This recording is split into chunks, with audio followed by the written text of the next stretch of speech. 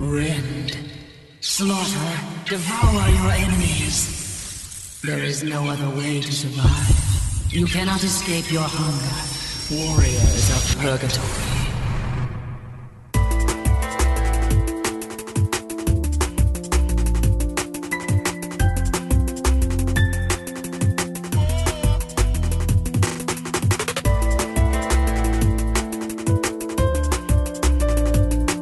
Hello and welcome to episode 104 of Retro Encounter, RPG Fans Off-Topic Podcast, where today's topic, which is an odd thing to say about an off-topic podcast, is Digital Devil Saga, the Atlus RPG for the PS2 in the early 2000s that is very intriguing, and I can't wait to talk about it with my two awesome co-panelists today. First of which is Robert Fenner. I'm speaking from my two mouthy breasts. and my second guest panelist is Peter Triezenberg. Podcast? Games? I do not comprehend. Right, well, I'm speaking through my demon wings, and Peter is speaking through his foot blade thing. We've all been turned into demons. That's the plot twist. A plot twist in the first 10 minutes, if that. So Not even. Oh, intro cutscene. Yeah. One of the best intro cutscenes ever. It's an excellent intro cutscene, but, so, as I said before, we're going to talk about Digital Devil Saga Avatar Tuner, which was released in the United States as Shin Megami Tensei Digital Devil Saga, and its connection to Shin Megami Tensei is tenuous at a plot level, but very, very clear at a visual level, I would say. Yeah, I would agree with that. Got that art. Right. So, backing there's, up. Go ahead, Robert. Go ahead. Yeah. Well, it was just a small thing. I mean, there are snatches of the wider Shin Megami Tensei world in it. Aside from the demons themselves, some of the locations that you will visit. One in particular, which I think we'll get to before the end of this episode, has appeared in numerous SMT titles, including most recently in Persona 5. But we will talk about that as we talk about what this game is all about. Ooh. Right. So, Digital Devil Saga, as we mentioned before, it's an Atlus PS2 game in that remarkable run that Atlus had in the 2000s, where I might be getting the order of this wrong, so correct me or whatever as I go. Well, starting with Shin Megami Tensei 3 Nocturne, then going into Digital Devil Saga 1 and 2, then the Devil Summoner Raito Kuzunoha games 1 and 2, and then Persona 3 and Persona 4, all in the range of, I want to say, 2002 or 3 to 2007 or 8? I think those last couple were spread out a little bit. Like, I think it went like, didn't it go like Persona 3, Raito 1, Persona 4, Raito 2? Maybe. I backwards. It was right. I think that's how it was in Japan, but it was Raito 1 and then Persona 3 and then Persona 4 and then Raito 2. Right. Yeah. I know. Okay. The only Devil Summoner game I've ever played is the DS remake. 3DS remake of Soul Hackers. Oh, you played the best one then. I didn't make it that far in the best one, but that's my fault and not the game's fault. There was just too many 3DS things I was interested in playing. But there's Hashtag too many games. always too many games. So that's but I mean, speaking of too many games, that is 7 games in 7 or 8 years that Atlus put out on the PS2, all sort of spinning from the same engine, or at least using a lot of the same art assets that were in Nocturne and then refined over those 7 games. And like, among our RPG fan niche, those 7 games were hugely popular. Like, it was a huge blessing that all of them came out in the United States, and most of which I think also came out in Europe. Is that right, Robert? They all did. They were delayed, and they had some, like, they changed the button configuration in a few of them to be odd. But yes, Sure, all okay. of them did reach worldwide in, I think, a first. So that was a real treat. Yeah, that is remarkable and excellent, and we're all very fortunate that there's such a wide reach among those games, because of all of those, the only ones I've played are DDS1, which we're talking about today, and Persona 3 and 4, and they are all on my short lists of favorite RPGs. So, and I've never played Nocturne, which is a bit of a shame, I know. But, and Digital Devil Saga was positively received both by niche audiences like us and reasonably received by mainstream press, and but I think is not as high as profile as Nocturne or the Persona games. But so it's in an awkward position of being a cult hit hidden gem that is, increasingly visible as Atlus has become an increasingly influential developer. So, yeah, Digital Devil Saga is great, and give us a PS4 remake sometime. Come on, right? Oh, yes, please. That and Nocturne, I think, could really benefit from it. Like, put these two together and enable trophies, and then either like allow you to mess with the encounter rate, or put a enemy sprite on the field to run into, and I would be very much in love. maybe a fast forward feature. Yeah, definitely. We will talk about all those things very soon. But before we get into the meat of the gameplay, before we started recording, Robert, you were telling us that this game is based on a series of 5 Japanese novels? No. In fact, the reverse is true. Whoops. So the fine folks at Atlus partnered up with a fantasy writer named Yu Godai to work on the narrative for this game. But halfway through the project, Godai got sick and she couldn't work on it anymore. So Satomi Tadashi of Persona 1 and 2 fame came in to finish the project. And several years later, in 2011, Yu Godai asked Atlus if she could finish the work that she started and adapt it into a series of 5 light novels. And they gave her the permission to do so, as long as she changed the name to Quantum Devil Saga. And those books have been out in Japan for a long time. You may remember, in fact, have a look, folks. Our own Stephen Meyernick. Am I saying that correctly? Meyerink. I'm embarrassed myself. I'm sorry, Stephen. Stephen did a review of the first book when it dropped in 2014, and then it seemed like we weren't going to get any more. And then 2 weeks ago, we've got the second one. So stranger things have happened. But I haven't read either of these. I have ordered them, and I hope that we can talk about them in part 2. Excellent.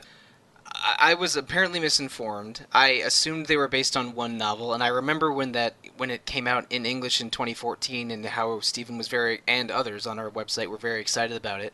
But then I somehow had it in my head that there was just one novel and the games were based on it, but I was very mistaken, and thank you for setting me straight on that, Rob. In general, I would say that Digital Devil Saga is a linear game that explores some interesting themes and probably would be successful in novel form or in a parallel adaptation novel form. I'm not exactly sure how. I'm not sure how the novels go. So yeah, I could say. Right, and but I also should mention, I'm sorry to pick on you, Peter. Robert and I have played this game before. You have not. Robert has played Digital Devil Saga 2 before, and neither Peter nor I have played that one. So, I haven't beaten 2. I burnt out, but I have. Boy, when I fired up my old save of DDS1 for the first time in 12 years, I saw the clock at 95 hours, and I went, "Oh no!" But I think that's because of all the goofing around and possibly falling asleep that I did playing this game late at night when I was 20. Yeah, I played this game. I played it on my PS2, not the PS3 download version, but it was only 3 or 4 years ago, and I know I reviewed it on my ancient neglected blog, so I could check and find out when that was. So and I did that in the wake of being obsessed with Persona 3 and 4 and replaying those multiple times, and deciding, I should play some of these other Atlus PS2 RPGs that I missed when I was in my teens and 20s. I tried to play Digital Devil Saga when it came to PS3. I pretty much the same story. I played Persona, really wanted more. I actually ended up playing Nocturne next and really enjoyed it, but it's old-fashionedness. But the PS3 version of Digital Devil Saga is terrible. Oh, okay. Yeah, they got delayed because there was a programming problem with the engine, and they managed to rectify it in time for Nocturne. But those DDS1 and 2, I remember. Like they were like, sorry, we're trying to make them work, and then they just released them broken. Well, and I was thinking like, okay, it's not going to be perfect emulation, but maybe I won't notice because I haven't played it. No, I noticed. It's hard not to notice when the sound just randomly cuts out and the game's running at sub 20 frames per second. Oh, gross. And your running speed is like I swear to God, if I had decided to like cut through the game and keep playing it, I would have added like hours to the runtime. It would have sucked. It's like the PAL version of Final Fantasy IX that accidentally runs at half speed. Ouch. Well, I guess my story was almost the opposite of Peter's. I played the Persona games, wanted to go back into Atlus's catalog, but I jumped into DDS1 instead of Nocturne, and I really, really liked it. This was about 4 years ago. And I didn't play DDS2 because I was planning on doing a New Game Plus of DDS1 and beating the super bosses and getting all of the story decisions just right before loading up DDS2, and that never happened, so that's what I'm doing now for this podcast. And I'm having a lot. So because I'm playing a New Game Plus. I'm probably having an easier time of it now than I did before, especially since I can just throw sort of passive weakness canceling skills on all of my characters. Yeah, I'm busy trying to build up those right now. So, I guess that's our individual personal histories with them. Now, going back to Peter, who's playing this game for the first time, what was your first impression of that opening cutscene and and talking around the Embryon base? Well, I have seen the opening cutscene many a time. Largely, I mean, it's hard to avoid in an RPG fan community. As a casual Shin Megami Tensei fan, and as an aside, our coworker Derek Heemsbergen, his handle is literally Embryon. So yes, Derek. He's got a sweet Gale tattoo as well. Correct. Yeah, Gale is best boy. I do not comprehend best boy. What? I've seen this cutscene before, mainly as a video on an old escapist web series where they would just comment on games opening cutscenes. So I'm watching it playing this time, and all I can see when there's like a giant egg that explodes and turns everybody into demons, all I'm thinking in my head is, no, the artichoke, it was supposed to be lightly simmered. Yeah, if you cook those artichokes wrong, I mean, it is a complete disaster. Maybe not quite as disastrous as what's going on in the junkyard, but, I mean... I don't know. When you ruin dinner, your life may as well be over. Yeah, I mean, God. I was gonna say you might turn into a cannibal demon with blades the length of your arm that come out of your elbows. I mean, who knows? Well, if vegetables are cooked badly, I do literally turn into a little kid that won't eat his veggies anymore. And that's just me all the time. So scariest demon of all. Yeah. Digital Devil Saga certainly leaves a heck of a first impression, with just the opening narration that kind of transcends to a very stylish and very soothing intro song, and then the cutscene itself is just this battle between two sides. You don't know who they are. They're making declarations about this unidentified object in the middle of their battlefield, and then all of a sudden things just go straight to hell, and you're just seeing from one of the guy's perspectives, his blood just like splashes onto his little visor thing, and and then the game. I think the game does a pretty clever job of building up those opening hours. Like, there's a bit of mystery. They don't know what happened. They have no recollection of the events. And then they kind of find out after the fact what it is they've done. Can we talk about this intro song briefly? Yeah, go ahead. Please, go I ahead. thought it was a K-pop song, and you corrected me earlier. Yeah, it's like a New York soft jazz band called Etro Anime, and I guess that means like infinite life or something like that. But like, I thought, like, did they select this just because it has anime in their band name? But I really want to know what the story is here, because Atlus were doing this at the time. They were replacing game intro music with like licensed songs by American bands. I don't know if you guys remember the first release of Disgaea, Hour of Darkness. If you played that with the dub on, it replaced the main theme with a song by the pop punk band Tsunami Bomb. So it seemed like Atlus were making these deals with like B-tier music groups to like, I don't know if it was to try and shift games or what, but it seems like a really, really odd move. I think, well, okay, as someone who has a lot of hours in that original PS2 version of Disgaea 1, I think that's the only intro you can get in the initial release of that. But I then think when you're right. but then when NISA became a thing and they published every Disgaea game after that one, you can play Disgaea 1 on PC or DS or PSP, and you'll get the original intro that way. And Yeah. you'll and in all No of more those versions, Tsunami Bomb. yeah, and in all of those you can also switch between Japanese and English audio. But Yeah, so but you're that's right. what that is. Yeah, that's a weird thing that Atlus did, and yeah, I never put that much thought into the opening intro to DDS One. Damn, that's a strange thing. That's all. There is definitely a bit of tonal dissonance going on there. I mean, it's a nice yeah. song, but it's a little at odds with the rest of the game, which is very kind of post-punk, apocalyptic, dark, and gritty and bloody. And then I would even then say that I would even say it goes into horror concepts, or at least just a body horror idea. That's that's explained a bit. Yeah, it's very it's a lot like the Cronenberg film Existenz. I don't know if either of you have seen that. I have not. I have not, but my roommate will probably get me on it at some point. It's like I don't know if either of you have seen his earlier film Videodrome. I haven't seen that either. No. Existenz was kind of a spiritual sequel to Videodrome. It's not quite as good, but it's got like a little bit of an Inception thing going on where these characters they can't figure out if they're in the real world or if they're in this like super virtual reality online game, and they like pull guns out of themselves that fire teeth. And I got a kind of similar vibe from like the warring tribes of the Junkyard. I think they definitely some kind of inspiration. Yeah, I think they definitely have. They're definitely drawing on some influences there, and the monster designs kind of reflect that, or at least the way they use their attacks, particularly Varna, Surf's main demon form. Mm-hmm. I think just with the like I was saying earlier, the arm length blades that pop out at his wrist and like kind of fold back into his arms. That's gnarly.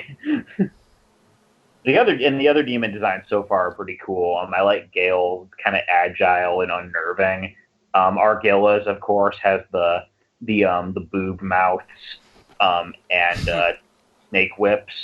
And the only one I really don't like is Heat, just because I think it looks kind of doofy. Like it does look kind of silly. Yeah, he just has these two heads with these like cartoonishly oversized fangs, and other than that, he's just like super buff. Like he looks like Machamp, like after a bender. We also I don't know if you got to use him yet, Peter, but when Cielo finally joins your party, I think his wing design looks pretty good. It's a little bit it's not quite as creepy as Heats or Aguilas or Surfs, but I mean he moves well and looks good on the battle screen. So I thought his design's cool. When I played the game the first time, once you have all of them in your party, I used Gale and Cielo the most. I think both Surf, Gale, and Cielo the most. But in general, you can choose Surf stats, but the other four have basically set stat builds, and you can you can switch between them all easily once all of them join. But they all learn the same skills and same classes. So let's back up a little bit and go back to the beginning of the game. And at the very beginning, your team Embryon is skirmishing against another team, but it seems pretty clear that after the mysterious space artichoke lands and you find a mysterious black-haired woman in the artichoke, it's unclear sort of why the groups in the junkyard are fighting. It's 6 color-coded teams, I should mention. And they don't know either. And they don't really know either. And but not, a lot of the story beats at the beginning aren't made clear to anybody. It's a little disorienting on purpose. No, exactly. And then you go through the base of the team you were fighting right after the opening few scenes. You go through you go and sort of crash the base of the team you were fighting before. You are introduced to the game's to the game's combat systems and go through your first dungeon, and you are introduced to the slightly unnerving idea of eating each other for sustenance, which I think that's interesting at several levels, because I mean everyone turning into demons and being required to eat these demons in order to continue living is terrifying already. But I think when you're introduced to it as a battle mechanic, you're like, oh, whatever, I'm a demon and I'm eating other demons. That's not that weird. But it makes it pretty clear that it is a horrifying, haunting thing to these characters in the game. Yeah, I think the way it's worked into the story is pretty well too. Yeah. The NPCs just react to you in just like horror and anguish, and then lash out almost in self-defense.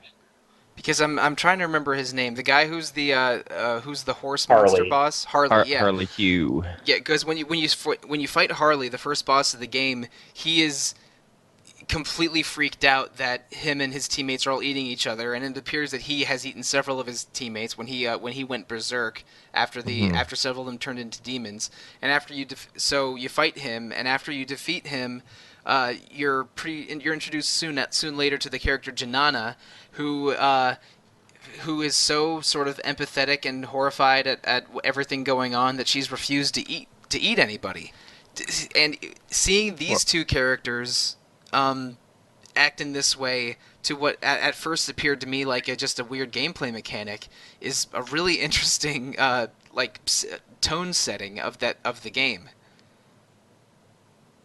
Well, I think what's also interesting about these characters and their reactions, I mean, they are horrified by what's going on, but what's also important is that none of them have felt horror or fear before, so right. It's like a brand new emotion for them. So it's like super overload.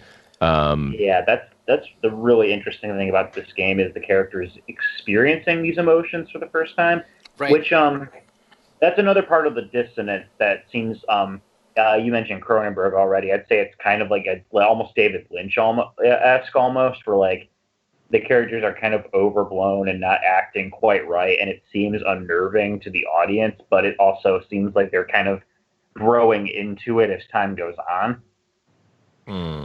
Yeah, and I think we mentioned this at the beginning, but maybe not explicitly. At the very beginning of the game, these 6 tribes are fighting in this big empty wasteland called the Junkyard, but it's unclear why they're fighting or what the source of the conflict is.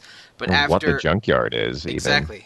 But after Sarah lands, slowly all of the people in the Junkyard start feeling emotions for the first time and are forced to eat each other to survive, and you see the 5 main characters of Embryon take on personalities and emotions as the game goes on. Mm-hmm. And after that first dungeon, when you all meet at the Karma Temple for the first time, you see the other 5 leaders. Or actually, I'm sorry, Harley's dead. So the other 4 leaders of the tribes, and they seem to not have much in the way of personality. But when you encounter them later in the game, they're each distinct characters that are, if anything, larger than life personalities. So it's interesting seeing everyone going from these empty characters to these well-realized characters with something clearly gone hidden from the player, and it's a little overwhelming to the player, I think, going through the game, because it is a slow burn, but there's so much that is unclear and unknown that it's really intriguing and maybe even frustrating, depending on how you feel about those kind of stories.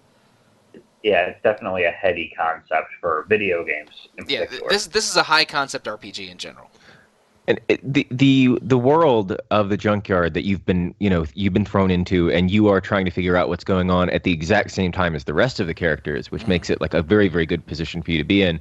But the world itself, it's so hostile and illogical and alien, and I think a lot of what adds to that and what Digital Devil Saga completely stands on its own with is the setting and the framework around it.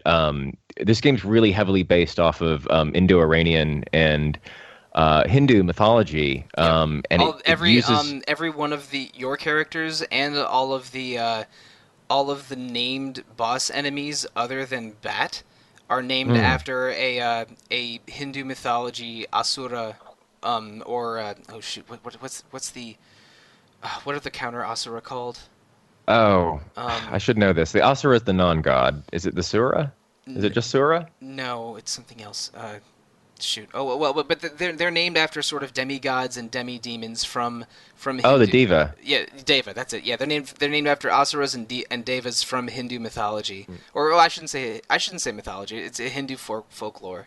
And well, Indo-Iranian mythology. There's a lot of that in there as well. It's kind of a combination of the two. And actually, Asura means different things in different mythologies. And the the central god of Zoroastrianism, Ahura Mazda or Asura Mazda is technically an Asura and is probably the Asura from Persona 3 and 4, the big guy at the end of every Sun Persona. So that you're right, Indo-Iranian mythology has a lot of different meanings and different crossovers between those different cultures. But in general, a lot of character names and demon names and place names come from that central part of the world. So sorry for that aside. we do see a lot of these names pop up in RPGs. We've seen Asura in more JRPGs than I can think of, but and Chakra and Soma and and Karma. A lot of these different terms are sort of endemic to RPGs. But this game is DDS is so devoted to its setting with this world that it's like a cyberpunk take on like a Hindu temple. Like everything it's very very vast, big statues in I don't want to say the word Oriental, but in like an old Asian style, but with steel and high technology. Like ancient Central Asian, yeah. Yeah. What you're saying about the character names, the place names, the names of each base, like Muladhara and Manipura, they all correspond to a different chakra of the body. And your journey from the game, you start at Muladhara, that's the embryon's base, and that's the first chakra at the base of the spine. And each level each territory that you conquer, that is the next chakra up on the human body. And then the very top, Sarashara, is where the Karma Temple is, and that's where you're striving to reach at the end. So you're making like a metaphorical journey up a tower, and then you're going up a tower on top of the tower at the end. Sarashara made me think of the sage in Legend of Zelda: A Link to the Past, which is probably where his name. It's probably where his name originates, but I definitely did not make that connection in the early '90s. No, neither had I. But yeah, you're right. So there's a lot of metaphor and a lot of unusual themes present in this game. And I don't want to say unusual. I don't want to. Well, no other games have really tackled it to this level. You know. But yeah, it's fundamentally a core part of the story. It's very cohesive rather than just like taking bits from mythology without much care. Yeah, it uses metaphor and sort of works its specific themes smoothly with the story, and isn't just using simple name inspirations pulled haphazardly from mythology, which is deeply impressive to me. And I didn't understand most of these until I had a chance to examine it after I beat the game for the first time. And for some reason, I don't know why, but they maybe in the one case of taking a name randomly from myth, the character Bat. He turns into an Aztec bat god, Kamazots, for his Asura form. He's Paul Stanley. I just thought of him as, Man-Bat from the old Batman cartoon. But yes. I forget that character's name, though. He's shown up in the comics after the cartoon. But whatever. So there's a lot of unusual themes going on in this game, and I also... before we talk about the dungeons specifically, and I definitely want to talk about what would you call the two princes dungeon? Would you call it a theme park or a fun house? That's right. That's Destinyland. That's the castle at Destinyland, which Right. first appeared as a dungeon in SMT1, Hmm. and as I said earlier, it's a date spot in Persona 5. Right. It is. They are clearly replacing Tokyo Disneyland with Tokyo Yeah, Destinyland in Persona 5, but I wasn't aware of that larger SMT reference. yeah. So, It has but appeared in a number of games. before we get into the dungeons in particular, which we do need to talk about, I have not played Shin Megami Tensei Nocturne, but I'm aware that the combat in this game is basically the press turn system from Nocturne, which is much simplified and much made easier in the Persona games later. But can you tell me, are there any major differences between Nocturne press turn and DDS press turn? The core battle mechanics are pretty much identical. The differences lie in how you build your characters, which Hmm. one of the problems with Nocturne, what makes it hard to go back to, is you when you learn new skills, like you can only have I think 8 skills, and when you learn new ones, you have to get rid of one and it's lost forever. You can't get it back from a bank like you can in this game or in SMT4. So you have to be a lot more thoughtful on how you build your main. But the press turn system itself it's been lifted wholesale. Okay, and we should mention. I mean, you have five central characters in DDS, and each of them basically uses a class system where they, spend experience points to gain skills that are in a sort of a class skill flowchart, and you can equip. I think it starts as 4 and eventually becomes 8 skills. Hmm. That's Right. right. And so eventually you'll be able to, you can basically equip skills as a set of 8, and the skills can be passive or reactive or simple actions. It's not that much different from setting skills onto a persona in the Persona games, except it's a little bit more personal and a little bit more customizable in this game. It's very this in a lot of ways DDS is an interesting companion to Final Fantasy X. Ha! Yeah, it is kind of a sphere grid, isn't it? Just without the illusion. It doesn't really. It gives you the choice straight up instead of like, here is a bunch of nonsense all webbing around, but you're really on one path Yeah. until very late on. Whereas Digital Devil Saga is like, okay, here's everything at once, and you can go down any of these routes. It's all laid out in a row for you. And here's Well, the physical skills that deal damage, and here's the physical skills that eat enemies, and here's all the elemental skills, and here's a bunch of yeah. passives. It's sort of logical, but I must say, I like the mantra system as far as like a way to customize your characters. I'm not really a fan of how it's implemented. I think it's just a question of being a little spoiled by getting skills in later SMT games. I don't like the fact that you can only have one downloaded at a time. I want to stack them. I mostly am upset that you can only change them at specialized points.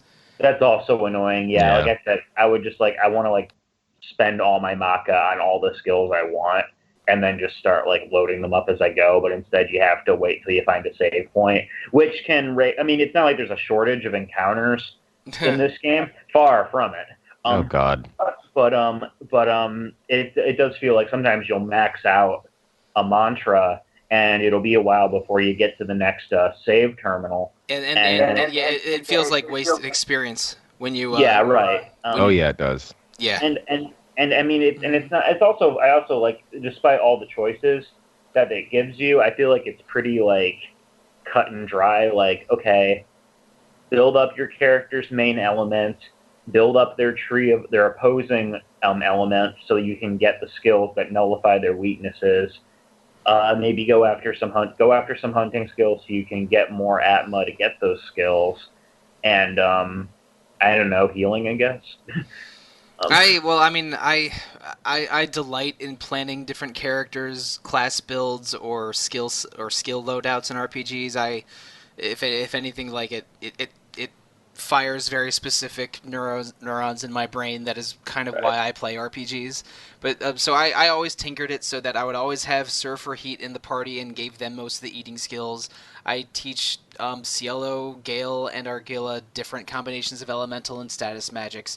I make sure to always have some hunting and every kind of magic represented in the party here. I definitely go into everyone's opposite element except Cielo's to cover their weakness. But planning that and executing it and leveling up is like, oh yes, I just want to throw on a podcast and do this for hours and hours. It's fun. It's just when you're trying to I think when you're trying to run through it to meet a deadline for a podcast, maybe cough cough. Yeah. Then it's like I just want my skills now. Yeah, and feeling the feeling of lost experience for when someone maxes out a class and you get into more random encounters on the way back to the save point is maddening. And we mentioned this earlier in the episode, but modern adjustments to random encounter RPGs with random encounter systems, like the fast forward in several recent Final Fantasy remakes, or the random encounter frequency slider that's in Bravely Default and Bravely Second. Those are two things that I think need to be in every modern game with random encounters. For sure. Because if I could turn random encounters off and on to get to different areas, but DDS had continued their trend of having surprisingly frequent mid-bosses and non-random encounters, because basically every dungeon there are some unmissable fights, and having those as checks to making sure that you're leveling up at a reasonable rate is, I think, generally a smart game design decision. But there are too many damn random encounters in this game, and they can get very tedious if you're ready to move on. This was a problem for all of the SMT PS2 games, save for Persona 3 and 4. The encounter rates in Nocturne and especially the Raito games, as well as these two games, they're absolutely obscene, and they just drag out what could be a rather compact and enjoyable experience into something much longer. Yeah, it feels like a streamlined RPG, except for the dungeon slogs are too difficult because of this frequent random encounter rate. And I mean, playing my old save. I'm sorry, Peter. Playing my old save, it's like difficulty's not even a problem, because I had forgotten just how much time I spent leveling up my guys before New Game Plus. So I've got auto soma and null elemental attacks on everybody. So I'm just kind of breezing through. I definitely don't have that. I had maybe that in. I want it. But it's just so long. I think it's maxing out every elemental tree, then you get no all elements. I think it's rewarded by a bonus boss. Oh, okay. Okay. That makes sense. There's there are quite a few. I was checking a list. Yeah, there's 4. There are a bunch, and they're all really fun. There's 4 or 5 bonus boss quests, and each of those have between 1 and 5 bosses to fight in those. We'll talk about them in the second part of in the next DDS episode we do. But I only beat 2 of those optional bosses the first time around, and now that I'm doing a New Game Plus and playing it for the podcast, I want to at least try all of them, maybe not finish the last one because he's a legendarily difficult boss.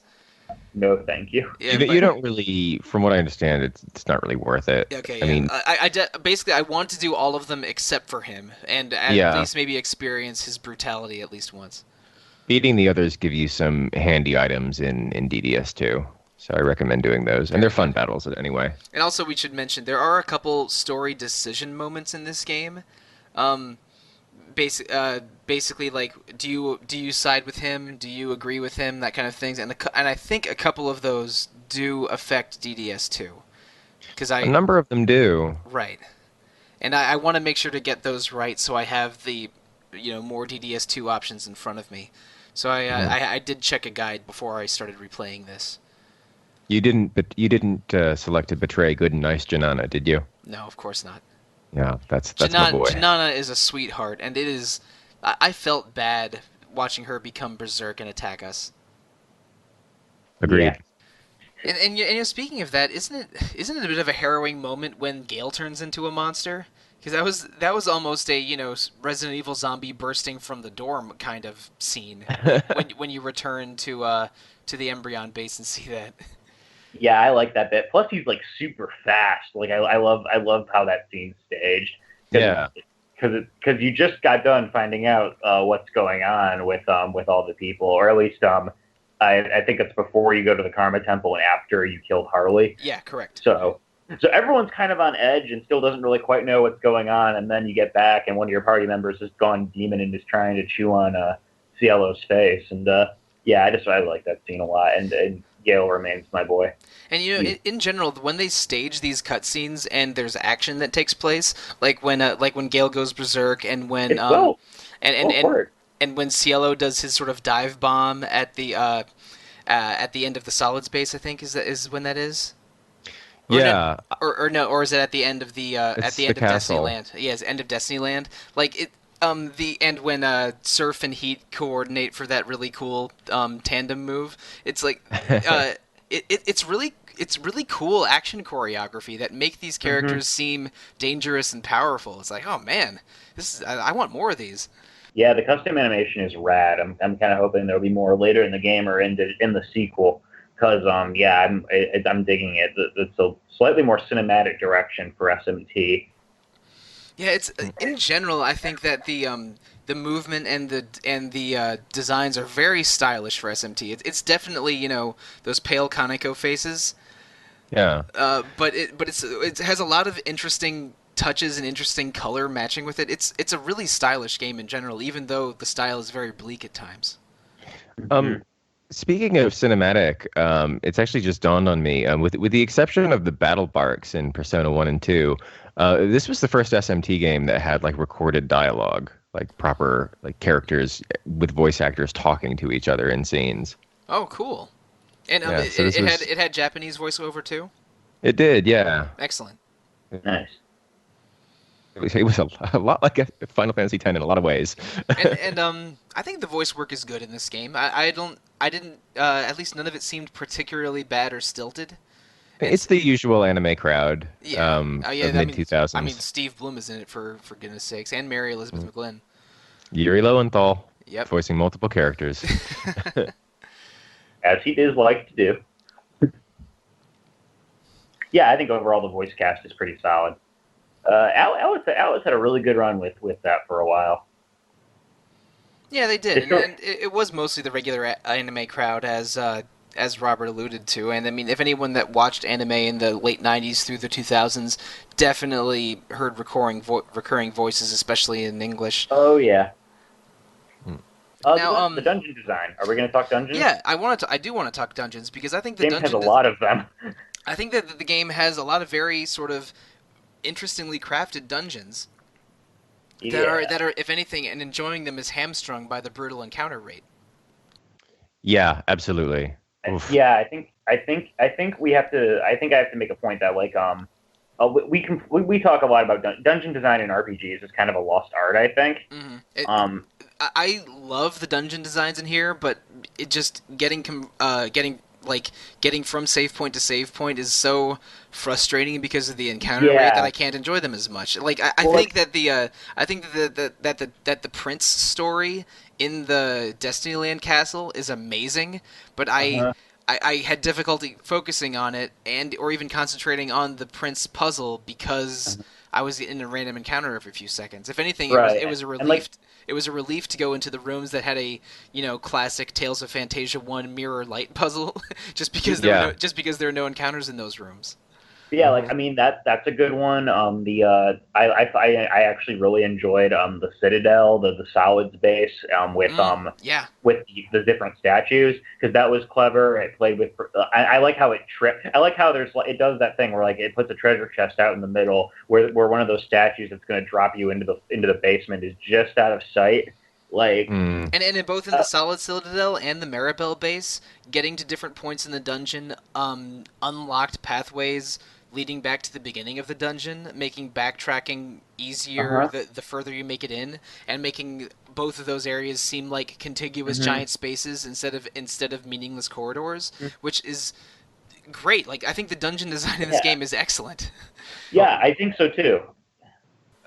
I prefer the dungeons in Nocturne to the ones in this game, but I think that this is actually a really breathtaking looking game, and it doesn't do it justice playing it with a SCART cable hooked up to an HD TV because it just looks really, really muddy and washed out. But, like hooking this up to like via VGA or through a FrameMeister, to an old CRT. Yeah, it will look incredible. And yeah, I mean, that's reflected in the dungeons. They're just so, I like. I mean, I don't want to say drab because that sounds negative, but like there's this they're very oppressive. They're very brutalist. I think color-wise they're drab. They could be drab. Yeah, and they're meant to be. I mean that in like it's yeah, you know what I'm trying to say. I think Peter and I were impressed by these dungeons at mostly an architectural and sort of RPG puzzle dungeon level, and less at a visual effect level. Is that fair, Peter? Yeah, no, I agree. But what drove me nuts, and I forgot about, is that stupid castle with the prince pictures and the one-way doors, and they just serve to like trap you by a trapdoor that you'd have like no way of knowing it was there. And this is not the annoying Spin Doctor's song about two princes. This is an extremely frustrating, circuitous tale of two princes. I was gonna make that joke and I forgot. Oh, thank you for doing it for me. Oh, you're welcome. I actually saw the Spin Doctors live in 2005 at a $5 concert in Charlottesville, Virginia. That is far past it. That was, I was impressed because they had a song in 7/8 time and their drummer killed it. It's like, wow, I can't drum a song in 7/8 time, and I'm literally on the university's drum line. But next week, Spin Doctors encounter. Oh God. Part one is Two Princes, and part 2 is Little Miss Can't Be Wrong, and part 3 is, can anyone name a third Spin Doctors song? No, just those two. Yep. Wow. Well, welcome to 90s pop rock encounter, everybody. Starring Shoji Megura. So speaking of music, let's pivot over to the music in this game. It's got a cool battle theme. It rocks. Yeah. You need a good battle theme to get you through those many encounters. I have not played Digital Devil Saga 2, but I have heard the battle theme from it, and it might even be better than this one. I prefer it in 2. Yeah. Multiple RPG fan staff insisted I listen to that piece, or they posted it on a Rhythm Encounter episode or something. But the music in this game is a very good Meguro soundtrack. A little bit electronic industrial, a little bit it's very jazzy. Yeah, a little bit sort of jazzy. It goes multiple places, but I never found it unpleasant.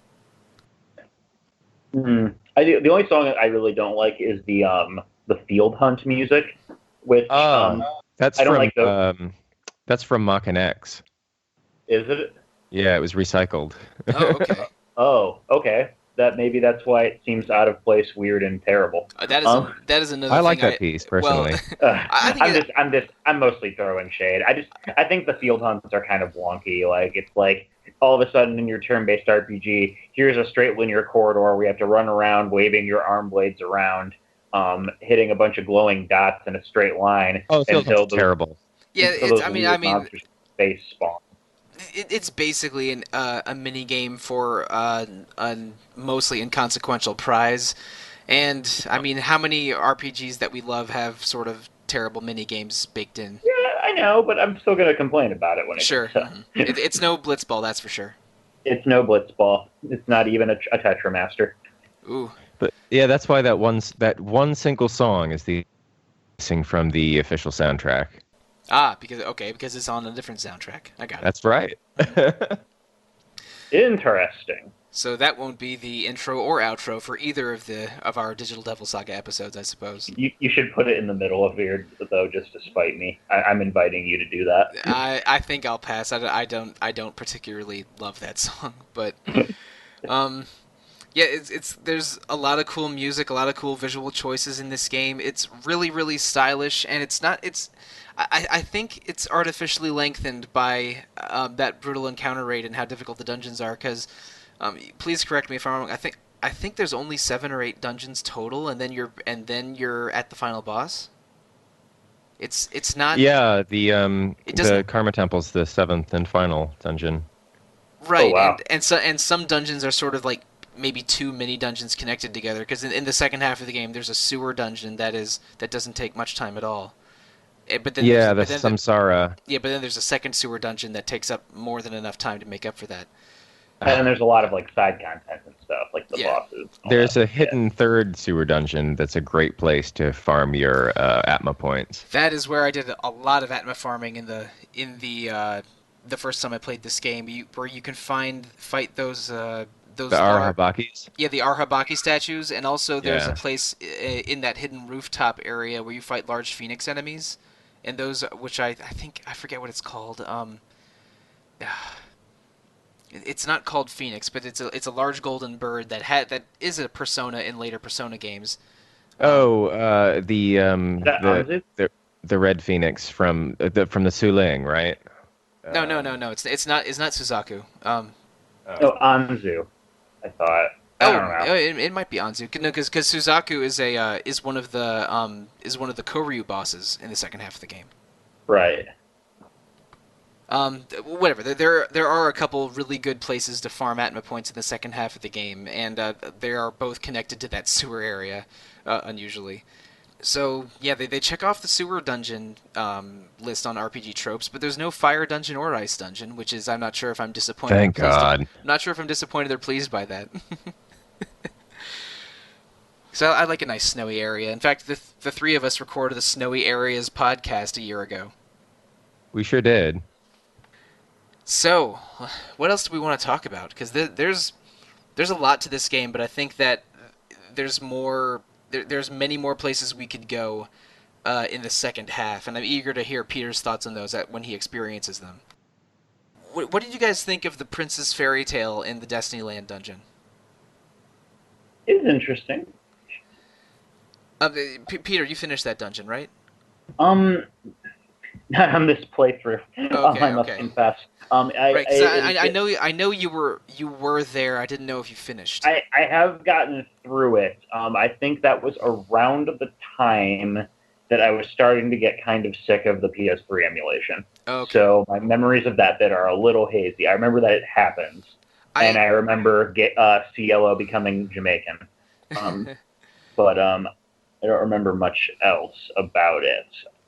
Well, as you go through this dungeon, it has a slightly frustrating puzzle where you have to, where some portraits turn blue and some portraits turn red, and if you run into and if a red portrait sees you, then you're dropped into a trap door.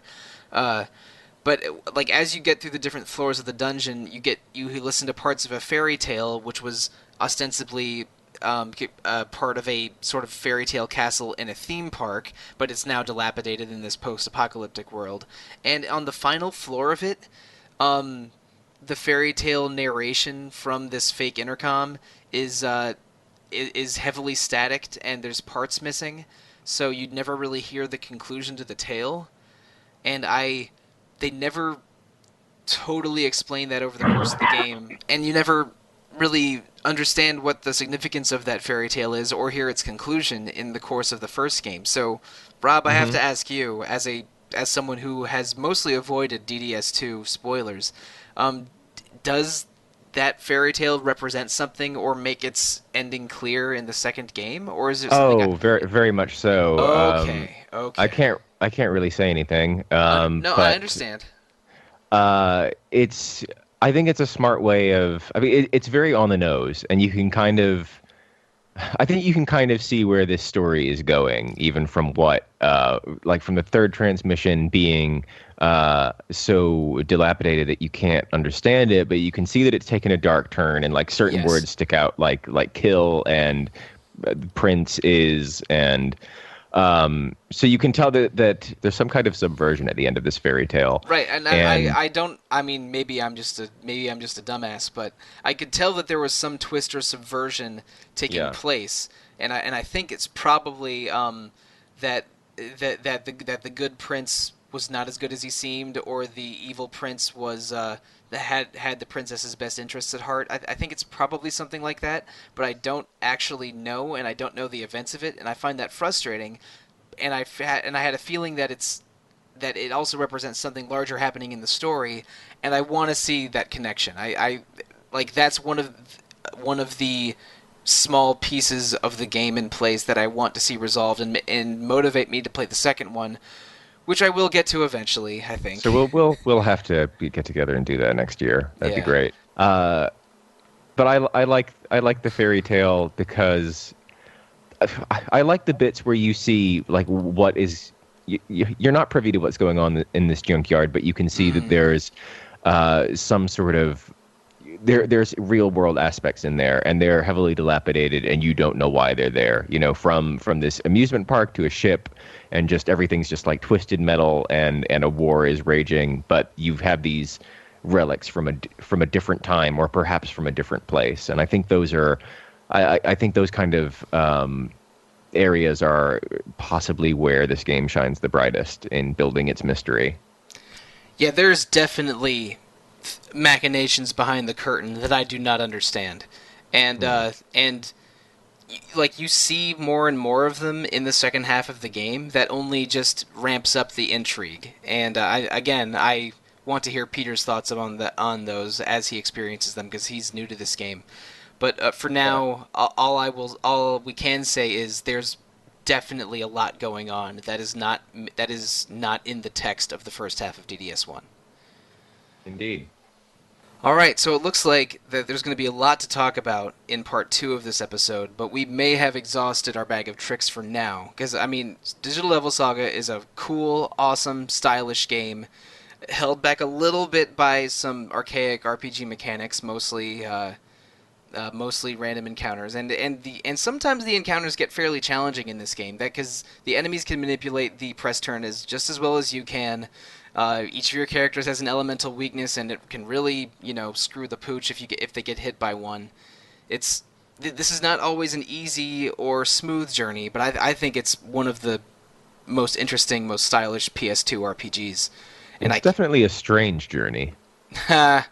See what you did there. Well, we're going to continue this strange journey. I think I'm not sure if it's going to be next week or in 2 weeks, because I need to check the schedule. But we will be bringing a part 2 to Retro Encounters soon. But I think we're near the end of part 1. So, listeners, thank you for listening to us talk about Digital Devil Saga 1, Part 1, this week. We'll have more coming for you soon. We also have coming up a special weapons episode that's almost a sequel, almost a prequel to the Ultimate Weapons episode we did a month or two ago, Peter. I think you're hosting that one. Alana's. I think Alana was hosting. Alana and I are both on that episode. I see. All right, so yeah, we'll have a non-Ultimate Weapons episode coming very soon, along with part 2 of Digital Devil Saga. And in the month of November, I don't want to say exactly what we're doing yet, but it is not going to be a regular 2-part Game Journal episode. We will have more information for you as we get closer to those dates, but it's going to be something happening all over the all over the RPG Fan website, and not just the Retro Encounter podcast, so please look forward to that. So, Peter or Rob, anything else we have going on that we want to bring up? I'm good. Nope, nothing off the top of my head. I think you covered the basics. Wait, no, Rob, you're lying to me. You just posted episode 52 of Misanthroplay. Oh, you. Plug. Check out my podcast, Misanthroplay, on Twitter at Misanthroplay. We've just done an episode on the Vic Tokai shooters, the Troubleshooter and Battlemania, which are a very peculiar duo of Sega Genesis shooters where you control 2 girls. It's a bit like The Dirty Pair and a little bit like Forgotten Worlds, and that second game is super stylish. And listen to our episodes and then play the games. I have not listened to that episode yet, but I did listen to the Rainy Baker episode, and it was excellent. Oh, cool. I'm not sure. Thank you so much. I have not played very many games on Twine, but I'm more intrigued to now more than ever. So, before we shut it off, starting with you, Peter, where can listeners find you on social media?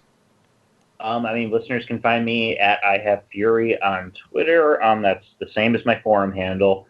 And you can also email me, peterT@rpgfan.com, if you are so inclined. And Rob, same question to you. On the boards, Towns Carmarty, on Twitter at MisanthroBob, and if you want to email me for some reason, I'm robert.f@rpgfan.com. Yeah. It'd be a nice change from the spam on about headsets that I usually get. So drop me a line if you want to talk Atlas games or any other games for that matter. I usually get spam on free-to-play RPGs, and I think maybe I signed up for one too many email lists when I went to my first E3 in 2016. I didn't even sign up for they signed me up when I went to E3, so my inbox is a wasteland of spam at the moment. Yeah, mine's a mess too, but I think I probably have less than you guys because I'm not attached to reviews or news, and that's where I think most of the RPG fan spam email gets directed. But listeners, if you're interested in getting in contact with me, I am Monsoon on the RPG fan forums, at The Real Monsoon on Twitter, and via email Sollosi at rpgfan.com. If you want to address the podcast directly instead of me, the best way to do so is to email retro at rpgfan.com or go onto iTunes or Google Play or your podcast listening venue of choice and leave a comment, leave a review. We read everything that is directed to us, and we love interacting with fans. If you want to bug us about a Kingdom Hearts episode in 2018, either my email address or the retro email address works. You're digging your own grave, buddy. I'm if I get an intense response, I will address it and I will follow through with it. But it has not happened yet, so I am going to. I'll keep plugging it. I'll plug it a little bit until I've made a call or not. So from Robert, Peter, and I, thank you, good night, and good luck.